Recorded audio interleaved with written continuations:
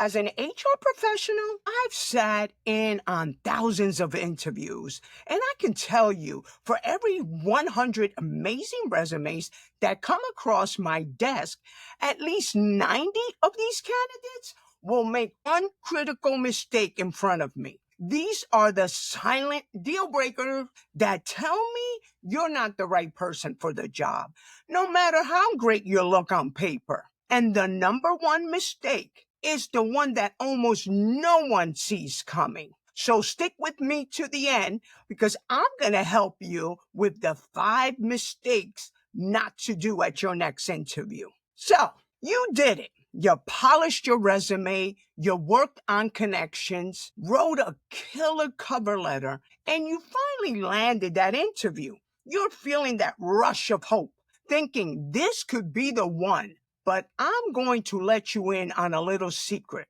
The interview isn't about your resume. Your resume already did its job. You got in the door. The interview is a test of everything else. It's where people like me look past the bullet points to figure out who you really are. We're trained to spot the red flags that predict future headaches, the kind of problems your qualifications can't fix. These aren't tiny slip-ups. They're absolute deal breakers. I'm going to share the top 5 interview mistakes that will get your resume sent right to the no pile. So make sure you stick with me. And I will also show you exactly how to avoid them so you can be the one who gets that offer. Mistake number 1, bad-mouthing your past employer. Let's get right into the most common and honestly the most tempting mistake, trashing your old boss. Trashing your old boss, your team, or your company. It can feel cathartic to vent, right? Especially if you get that question, so why are you leaving your current job? You might have a genuinely awful boss, or it may honestly be a toxic work environment, and you get that urge to just be honest. It's about strength, but fight that temptation. Here's what we hear on the HR side of the table. It's not, wow, this person is a real survivor. We hear this person is negative, unprofessional, and can't be trusted with sensitive information. If you're willing to badmouth your last employer to me, a total stranger, why wouldn't you do the same to our company if things get tough? It instantly makes me question your judgment, your ability to solve a problem like an adult. It sounds like shift blame instead of taking ownership. I start wondering, were you the problem? This is a massive red flag because this signals you might be high maintenance employees that brings a whole lot of drama to the workplace. And we don't need any extra drama in the workplace. What's the fix? You need to learn the art of professional pivot. Don't lie. You know we don't lie. But frame your reason for leaving in a positive, forward-looking way. Focus on what you're running towards, not what you're running from. Instead of saying, my boss was a micromanager, the culture was toxic, and they didn't appreciate me, try this. I'm really proud of what I accomplished in my last role, especially, and then fill in the blank, mention an accomplishment. I've just hit a point where I'm ready for an opportunity with more scope for, and then mention, here we go again, mention something from that job description, something that will trigger that connection with the company. Mention something from the new job description, like strategic projects or a collaborative team environment. I was genuinely excited to see this opening because it lines up perfectly with my goals to grow in a specific related portion of the job. Remember, you want to that blank that you're going to fill in with what does the job description mention are the first top tiers. Make sure that you look at that and you mention that and let it flow. Don't make it rehearse. It has to flow. See the difference of what I just presented, it's professional, it's positive, and it's strategic. It shows you have a career plan, not just that you're trying to escape a bad situation. You've turned a past negative into a future positive. Mistake number 2. This one is a little more subtle, but it's just as damaging. So many candidates walk into an interview with a what's in it for me attitude. All their answers and even their questions circles back to their needs. They're asking about salary in the first 5 minutes. They go on and on about their need for work-life balance or how this job will be a fantastic stepping stone for their career. Let me give you the inside scoop. We're not hiring you to fulfill your life dreams. We're hiring you to solve a problem we have. When your entire focus is on what you're going to get, it tells us that you see this job just as a transition, not a partnership. And side note, I know what you're all thinking. Well, hello, we are looking for a job. We get it. You think we don't know that you're looking for a salary with great benefits? But this is not the time to speak about me, okay? Stick with me. I promise you, if you stick with me until the end, this video will be so beneficial to you and your next position. When a candidate says, I really need a role with great benefits, or I'm looking for a specific place where I can learn a lot, it makes us question your motives. Are you here to contribute or are you here just to take? This is a huge red flag because it points to self-centered work style. We want to hire people who are fired up and add value. When you make it all about you, you completely fail to show us how you will make our team, our department, our company better. Here's the fix. You have to flip your mindset from what I want to what I can give. Your number one goal is to show how your skills are the perfect solution to our problems. Instead of asking, so what are the benefits like? And what's the timeline for a promotion? Ask this. I was reading about your company's recent expansion into the Europe market.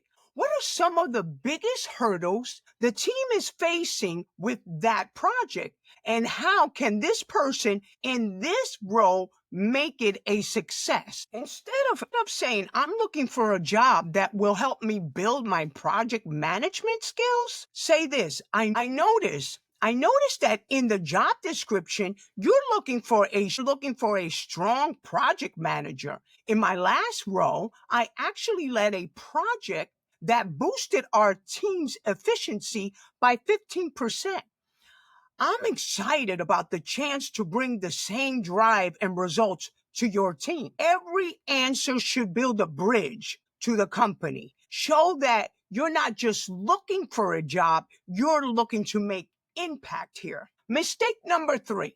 And this one is obvious. And please, you would be stunned by how many people walk into an interview knowing nothing about the company. They might have glanced at the homepage, but that's where it stopped. When I asked, so what do you know about us? They hit me with the, you're a tech industry?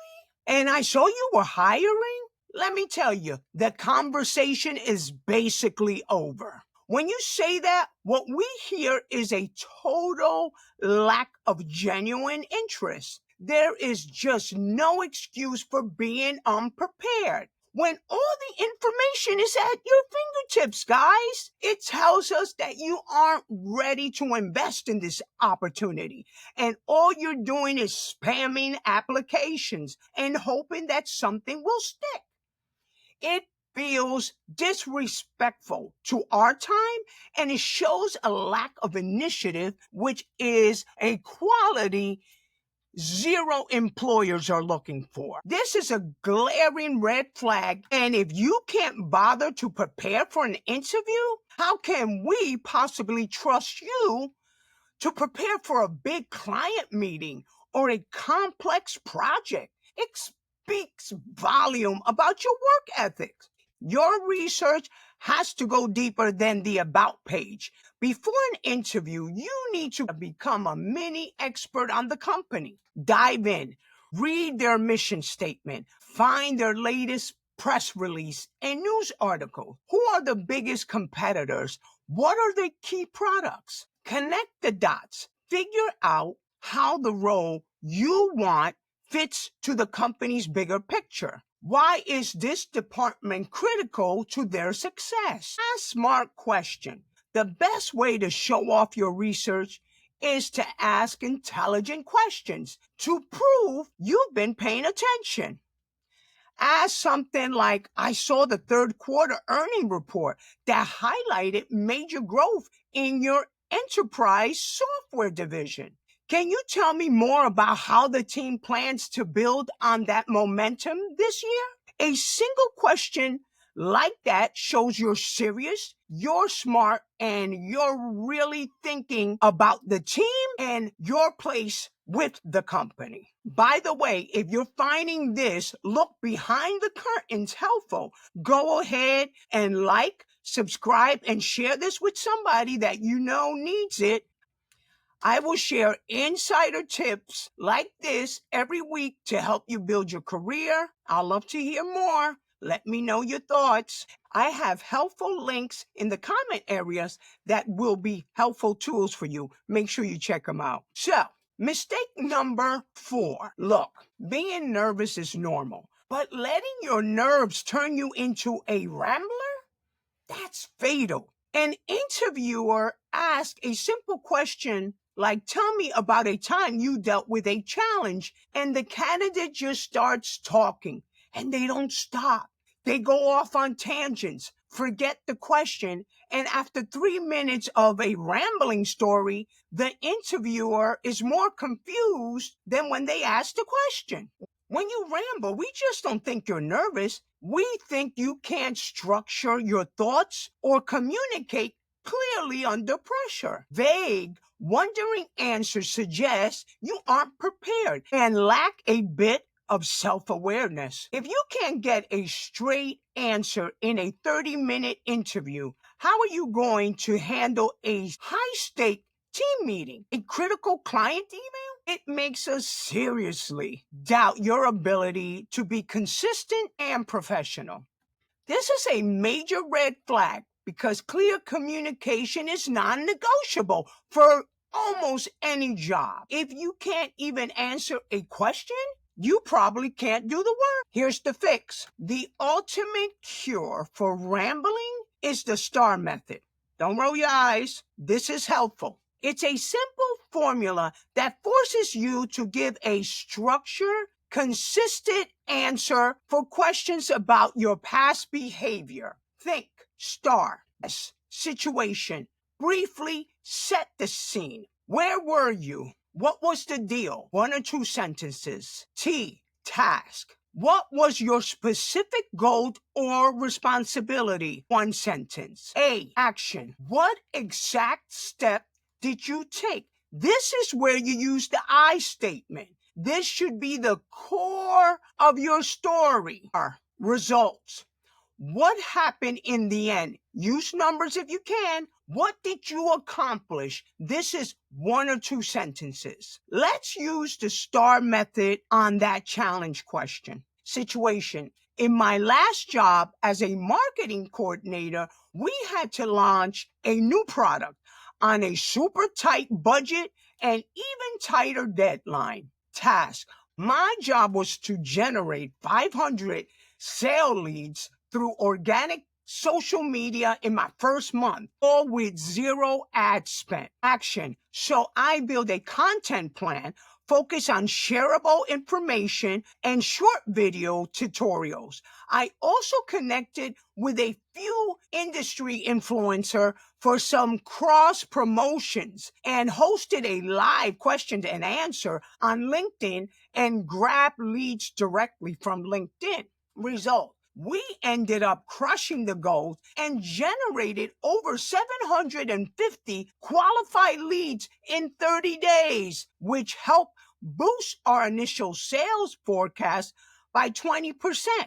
It also showed the company that our organic social strategy really worked. That answer is structure. It's specific and it's powerful. It gets straight to the point and shows off your skills without any fluff. Practice this until it feels like second nature. Mistake number 5, showing zero professionalism. This mistake is a big one that covers a bunch of smaller but equally terrible errors. It's everything from showing up late, yes, even for that video call, dressing like you just rolled out of bed, having a ridiculous email, or just seemingly completely bored by the whole thing. But the biggest sin in this category is the lack of enthusiasm. You give great technical answers, they're perfect, but you're slouching, avoiding eye contact, and speaking in a monotone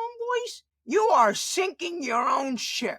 What we hear is that you don't actually want this job. If you can't bring the energy for a single 1-hour interview, we have to assume you'll bring the same flat energy to work every single day. A lack of professionalism, like being late, just tells us you don't respect our time and that you're disorganized. These aren't small details, they're massive clues about your attitude and your character. This is a unique deal breaker. We can teach you skills, but we can't teach you how to have a good attitude or how to work on your character. We would much rather hire an enthusiastic person who needs a little training than a brilliant jerk who seems bored to be here. The fix. Treat the interview like it's the most important meeting you're having all month, because it just might